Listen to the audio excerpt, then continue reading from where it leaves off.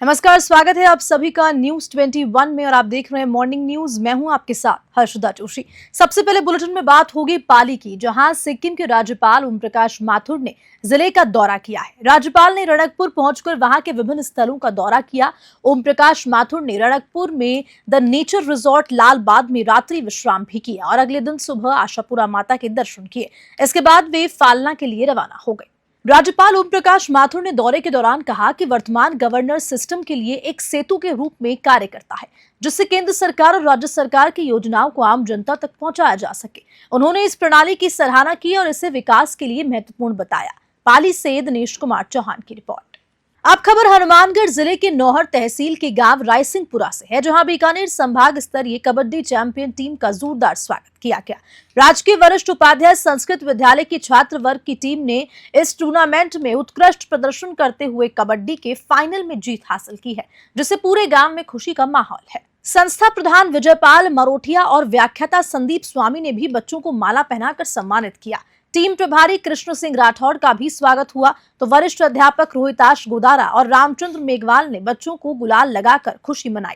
इसके बाद डीजे पर पूरे गांव में विजयी जुलूस निकाला गया और जगह जगह जोरदार माल्यार्पण किया गया।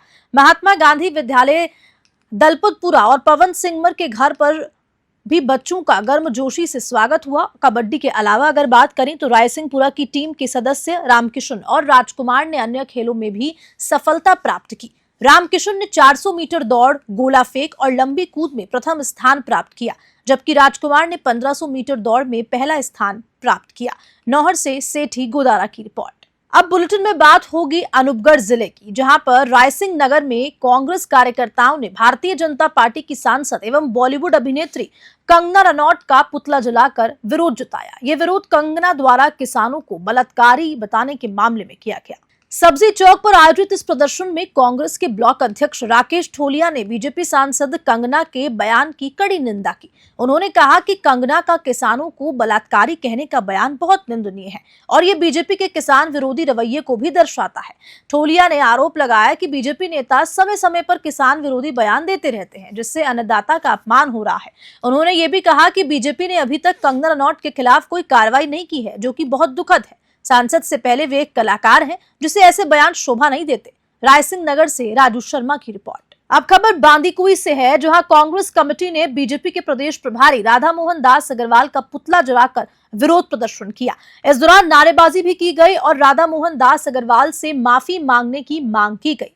कांग्रेस कार्यकर्ताओं ने एसडीएम कोर्ट के सामने भाजपा के प्रदेश प्रभारी राधा मोहन दास अग्रवाल का पुतला फूंकते हुए कहा कि बीजेपी के नेता को तुरंत माफी मांगनी चाहिए। कांग्रेस ने आरोप लगाया कि राधा मोहन दास अग्रवाल ने अपमानजनक बयान दिए हैं और भाजपा को आगामी उपचुनावों में 6 सीटों पर भारी मार्जिन से हराने की धमकी भी दी। कांग्रेस ने दावा किया है कि सचिन पायलट राजस्थान ही नहीं बल्कि पूरे प्रदेश में लोकप्रिय नेता हैं और युवा, किसान, मजदूर, दलित और पिछड़े वर्गों की आवाज भी है। प्रदर्शन के दौरान सभी कार्यकर्ताओं ने उपखंड अधिकारी को मुख्यमंत्री के नाम ज्ञापन सौंपते हुए मांग की है कि बीजेपी नेताओं की अपमानजनक भाषाओं पर रोक लगाई जाए। दौसा से ब्यूरो चीफ सोहन लाल मीणा की रिपोर्ट। अब खबर गंगापुर सिटी से है, जहां जिला कलेक्टर डॉक्टर गौरव सैनी की अध्यक्षता में कलेक्ट्रेट में सार्वजनिक आवश्यक सेवाओं से संबंधित जिला स्तरीय समीक्षा बैठक आयोजित की गई। बैठक में जिला कलेक्टर ने बजट घोषणा, रेड क्रॉस सोसाइटी के गठन, पेयजल, विद्युत, मौसमी बीमारी, सफाई व्यवस्था, जल भराव, ई फाइलिंग, जन सुनवाई और संपर्क पोर्टल के परिवाद निस्तारण आदि की विभागवार समीक्षा की। जिला कलेक्टर ने नगर परिषद आयुक्त दीपक चौहान को संभागीय आयुक्त सांवरमल वर्मा की जनसुनवाई में मुख्य बाजारों की सड़कों पर अवैध अतिक्रमण के कारण होने वाले ट्रैफिक जाम की स्थिति से संबंधित परिवाद के त्वरित निस्तारण के लिए अगले 3 दिवस में अभियान स्तर पर कार्रवाई सुनिश्चित करने के निर्देश दिए। कृषि विभाग के उप निदेशक चेतराम मीना से जिला कलेक्टर ने फसल खराब के कारण क्षतिपूर्ति के लिए बीमा कंपनी के माध्यम से राहत प्रदान कराने के लिए निर्धारित व्यवस्था और प्रक्रिया का विस्तृत ब्यौरा प्राप्त किया। गंगापुर सिटी से भगवान जांगिड़ की रिपोर्ट। अब खबर लेक सिटी उदयपुर से है, जहां सिकल सेल एनीमिया जैसे गंभीर रोग के लक्षण पाए गए हैं। मामला सामने आते चिकित्सा विभाग ने जांच काम भी शुरू कर दिया। CMHO doctor Shankar H Bamania ने ये बताया है कि सिकल सेल एनीमिया के प्रति जागरूकता लानी होगी। उनका कहना है कि ये एक आनुवांशिक रोग है, लेकिन संक्रामक नहीं है। इसके प्रति सावधानी और चिकित्सा विभाग द्वारा प्रदान उपचार लेते रहना भी इससे निजात पाने का एक उचित तरीका है। विशेषज्ञों द्वारा पर्ची पर रोगियों को दवा भी दी जा रही है। जांच अभियान मंगलवार तक चलता रहेगा। ये रोग माता पिता में होने पर बच्चों में होने की निश्चित संभावना होती है। राज्य सरकार ने 2 दवाओं को मंजूरी भी दे दी है। उदयपुर जिले में पॉजिटिव का आंकड़ा तैयार किया जा रहा है और सूची का निर्माण भी किया जा रहा है, जिनको ये वैक्सीन निःशुल्क लगाई जाएगी। ऐसा किए जाने पर इस रोग का खतरा 50% तक कम किया जा सकता है। उदयपुर से ब्यूरो चीफ विकास जोशी की report. Tobacco free youth campaign चलाया जाएगा और 2 महीने के लिए उस अभियान में जितने यूथ हैं उनको टोबैको से दूर कैसे किया जाए इसके बारे में चर्चा की। साथ साथ कोटका अधिनियम के बारे में चर्चा की, जिसके धारा 4, धारा 5, धारा 6, धारा 7 के अंतर्गत कार्रवाई करने, चालान करने की कार्रवाई करने के लिए भी सबको कहा गया। इसके अंतर्गत आंगनवाड़ी चिकित्सा स्वास्थ्य सेवाएं जहाँ हम दे रहे हैं वहाँ पे, और साथ साथ ग्रामीण क्षेत्रों में ग्राम पंचायत को तंबाकू मुक्त करने के लिए भी निर्देशित किया गया। साथ साथ सबसे मैं ये आह्वान करना चाहूँ कि यूथ इससे दूर रहें, क्योंकि इसमें निकोटीन पाया जाए तो एडिक्शन होता है, साथ साथ एक बेंजीन कंटेंट पाया जाए जिसकी वजह से कैंसर हो जाता है। तो जो टोबैको फ्री कैंपेन है यूथ के लिए उसको बहुत। अब खबर पिंक सिटी जयपुर से है, जहां सीएम भजनलाल शर्मा की पहल और चिकित्सा मंत्री के निर्देशों पर चलाए जा रहे शुद्ध आहार मिलावट पर वार अभियान के तहत प्रदेश भर में लगातार कार्रवाई की जा रही है।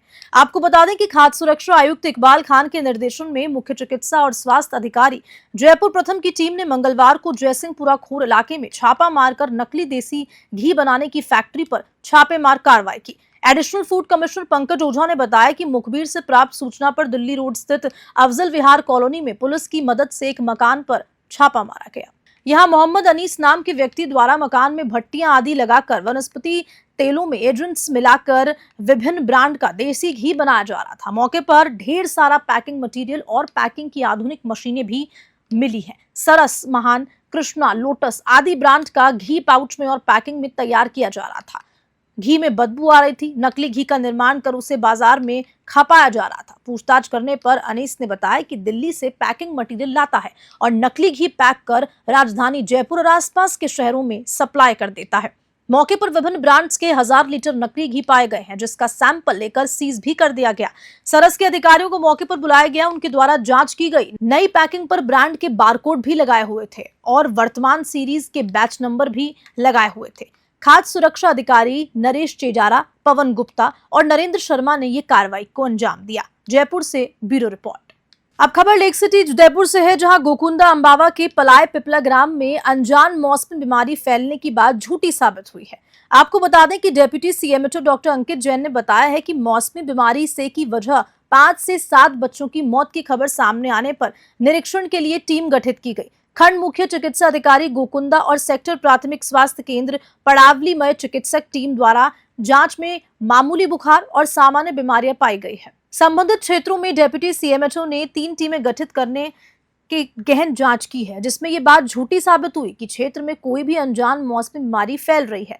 कुछ लोगों ने सोशल मीडिया पर चांदीपुरा वायरस जैसी बीमारी होने का दावा किया था, जबकि गांव में सामान्य बुखार, उल्टी और दस्त के मरीज पाए गए। उक्त सभी मामलों में गोकुंदा बीसीएमओ के नेतृत्व में सर्वे काम जारी है और पाए जाने वालों के सैंपल भी लिए जाएंगे।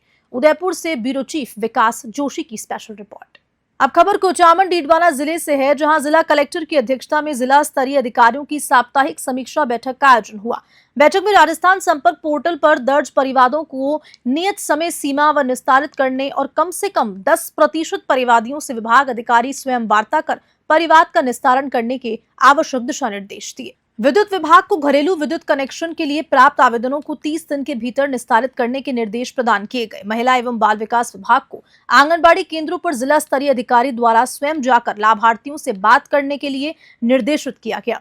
साथ ही जिले में सघन पौधारोपण को लेकर गए पौधे लगाने के लिए निर्देश दिए गए। बैठक में समस्त जिला स्तरीय अधिकारीगण उपस्थित रहे। कुचामन से मोहम्मद शाकिर बेहलम की रिपोर्ट। अब बुलेटिन में बात होगी श्रीगंगानगर की, जहां पदमपुर में शहरी और ग्रामीण क्षेत्र में रात भर हुई भारी बारिश से आम जन जीवन प्रभावित हो गया। साथ ही बालिका स्कूल को जोड़ने वाली सड़क क्षतिग्रस्त हो गई व गहरे गड्ढे बने हुए हैं, जिससे छात्राओं को विद्यालय आने से काफी परेशानियों का सामना करना पड़ रहा है। वहीं छात्राओं ने अपना दर्द बताते हुए कहा कि इतनी बड़ी गंभीर समस्या का हम काफी समय से सामना कर रहे हैं, लेकिन प्रशासन और राजनीतिक प्रतिनिधि इस ओर कोई भी ध्यान नहीं दे रहे। वहीं रूनीचा धाम में जाने वाले पैदल यात्रियों के लिए भारी बारिश मुसीबत बनी हुई है। पदमपुर से घनश्याम हरवानी की रिपोर्ट। और इसी खबर के साथ फिलहाल के लिए मॉर्निंग न्यूज में इतना ही। आप देखते रहिए न्यूज़ 21। नमस्कार।